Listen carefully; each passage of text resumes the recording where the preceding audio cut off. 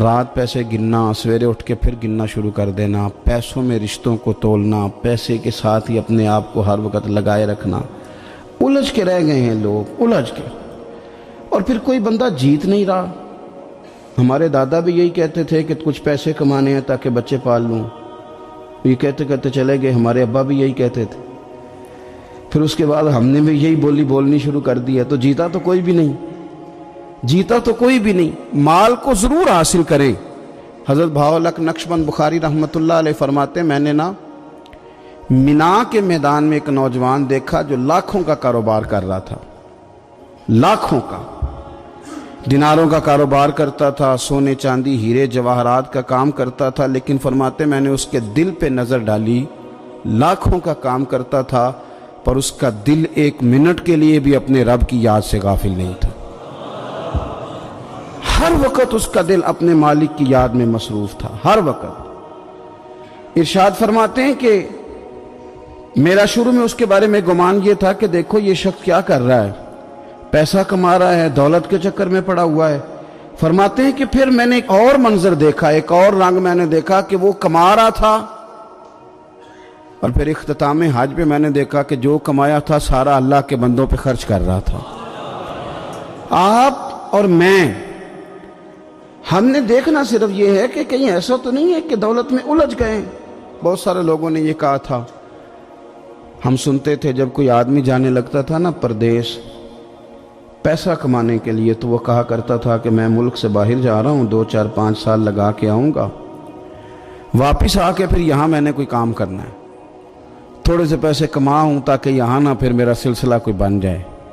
وہ 3 سال لگانے گئے تھے پر 30 گزر گئے ہیں، لوٹ کے واپس کوئی نہیں آئے۔ وہ 4 سال کا کہہ کے گئے تھے پر سال 40 ہو گئے، لوٹے نہیں۔ کیوں نہیں لوٹے؟ اس لیے کہ پہلے مفاد چھوٹا تھا، خیال یہ تھا کہ تھوڑے سے پیسے آ جائیں گے، بچوں کا خرچہ چلنے لگ جائے، فیسیں پوری ہونے لگ جائیں، اور مجھے کسی سے مانگنا نہ پڑے، تو بس پھر میں کامیاب ہوں۔ یہ طے کیا تھا۔ اس کے فوراً بعد پھر جب باہر گئے تو خیال آیا کہ نہیں، صرف پنکھے کا نہیں، اے سی کا بل بھی دینا پڑے گا۔ پھر تھوڑا اور آگے بڑھے تو خیال آیا کہ چھوٹی گاڑی پہ گزارا نہیں ہوتا، بڑی گاڑی نہ لے لیں۔ پھر خیال آیا کہ بڑی گاڑی لی ہے تو یہ تو اندر کھڑی نہیں ہوتی، سامنے والا پلاٹ مل جائے تو ذرا گراج اچھا بن جائے گا۔ پھر الجھتے الجھتے الجھ گئے دوستو۔ پھر نہ مالک حقیقی کی جانب وہ نظر جو ہماری ہونی چاہیے تھی نہ رہی۔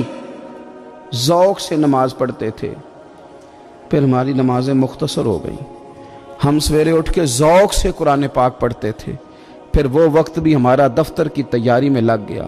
رات درود شریف پڑھتے تھے، لیکن وہ بھی سارا ہمارا حساب کتاب میں وقت گزر گیا۔ ہم نے یہ سمجھا ہی نہیں کہ دولت کارخانہ نہیں دیتا، دولت سیٹھ صاحب نہیں دیتے، دولت آپ کو آپ کی فیکٹری نہیں دیتی، دینے والے تو رب کریم کی ذات ہے۔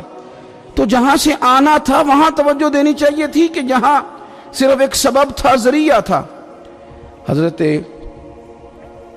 اویس کرنی رضی اللہ تعالیٰ عنہ، ہمارے صوفیاء میں ایک لفظ بولا جاتا ہے فقر بوذر، یعنی کچھ لوگ ایسے ہیں جو سیدنا ابو ذر غفاری رضی اللہ تعالیٰ عنہ کے طریقے پہ چلتے ہیں۔ ایک لفظ بولا جاتا ہے فقر بوذر، کچھ لوگ فقر بوذر کے قائل تھے، اسی مزاج کے قائل تھے حضرت سیدنا اویس کرنی رضی اللہ تعالیٰ۔ ان کے ذہن میں ایک بات بیٹھ گئی تھی کہ یار دینے والا اللہ ہے، دینے والا، عزت بھی اللہ دے گا، رزق بھی اللہ دے گا۔ بلکہ امام غزالی رحمۃ اللہ علیہ نے تو حدیث لکھی ہے، آپ فرماتے ہیں کہ نبی پاک صلی اللہ علیہ وسلم نے فرمایا جس نے بندوں سے عزت تلاش کی رب اسے رسوا کر دے گا۔ جو سیاست کر کے عزت حاصل کرنا چاہتا ہے، جو اس طرح کا ماحول بناتا ہے کہ میں کوئی ایسے کام کروں کہ لوگ میری واہ واہ کریں، لوگوں سے عزت کا حصول کرنے والے کو رسوا کر دیا جاتا ہے۔ عزت در اصل وہی ہے جو رب کریم عطا فرماتا ہے۔ میرے عزیز دوستو، آپ اپنی توجہ، دل کی توجہ، روح کی توجہ اپنے مالک کی جانب جب کر لیتے ہیں، غفلت کا پھندا اتار دیتے ہیں، اور ہر وقت غلبہ رکھنا پیسوں کا، ہر وقت اسی میں سوچنا، اسی میں محو ہو جانا، پھر آپ کا ذہنی نقصان ہوتا ہے، پھر آپ کی روح جو ہوتی ہے وہ بے چین رہنے لگتی ہے، پھر ایسے بھی غریب دیکھے جن کے پاس پیسے ہیں، پیسوں کے علاوہ کوئی شے بھی نہیں، پھر ایسے بھی تنگ دست دیکھے کہ جن کے پاس جائیدادیں بڑی ہیں اور ان کے پاس رات کو سکون سے سونے کے لیے وقت کوئی نہیں۔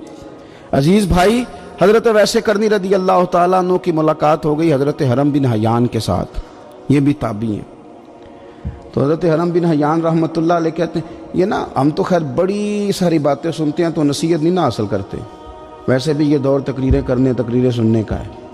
جو عمل کرنے والے لوگ تھے ان کا کیا طریقہ تھا کہ وہ ایک دو جملے کافی تھا، علم و بس کری او یار او ایک کو یرف تینوں درکار، جملہ ایک بھی تیرے لیے کافی ہے، لیکن شرط یہ ہے کہ تو عمل کا ارادہ رکھتا ہو، تیرا خیال ہو کہ عمل کرنا ہے۔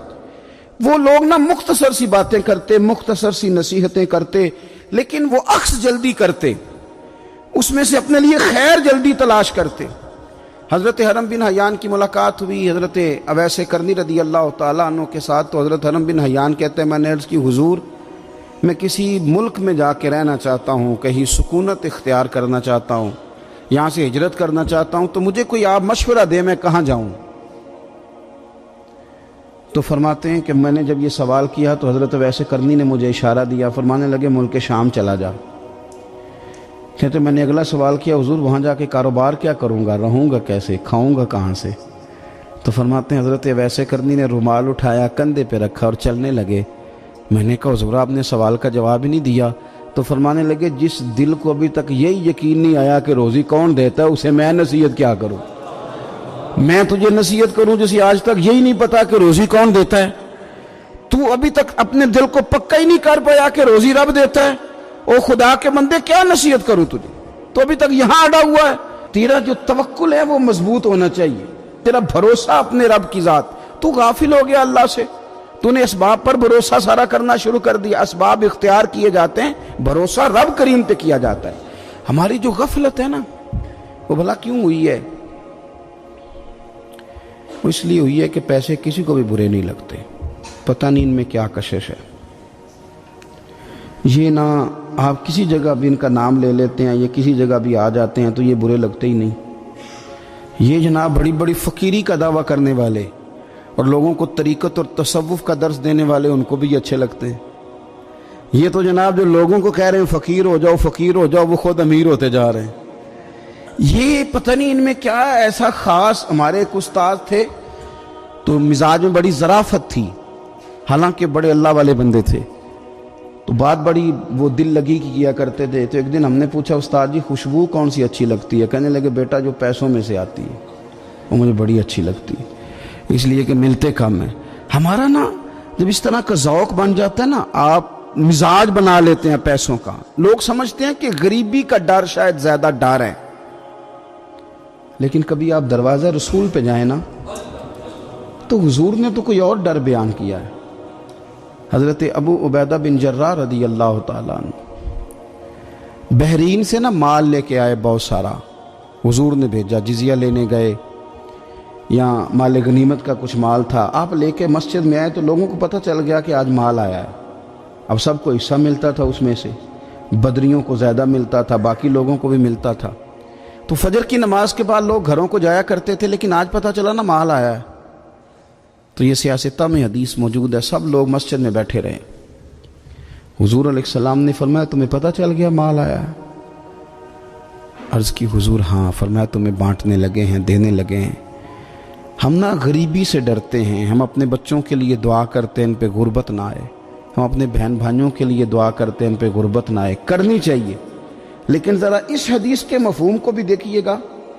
نبی پاک صلی اللہ تعالیٰ علیہ وآلہ وسلم نے فرمایا تمہیں دینے لگے ہیں، مال آ گیا ہے، لیکن میرے قریب نے اپنی امت کے لیے جس چیز کا ڈر محسوس کیا وہ کیا ہے؟ حضور کے دل میں کس چیز کا خدشہ تھا وہ کیا ہے بیان کیا؟ حضور فرمانے لگے لوگو مجھے تم پر غربت کا ڈر نہیں، یہ ڈر نہیں کہ تم غریب ہو جاؤ گے، بلکہ مجھے تو ڈر ہے کہ تم پر دولت پھیلا دی جائے گی، تم زیادہ مالدار ہو جاؤ گے۔ خوف غریبی کا نہیں، خوف تمہارے مال کا ہے۔ اور حضور فرماتے ہیں کہ پھر تم انہی باتوں میں مبتلا ہو جاؤ گے جن میں پرانی امتیں مبتلا ہوئی تھی، اور جب وہ اللہ کی نافرمانی میں مبتلا ہوئی تھی تو پھر وہ ہلاک کر دی گئی تھی۔ مجھے ڈر ہے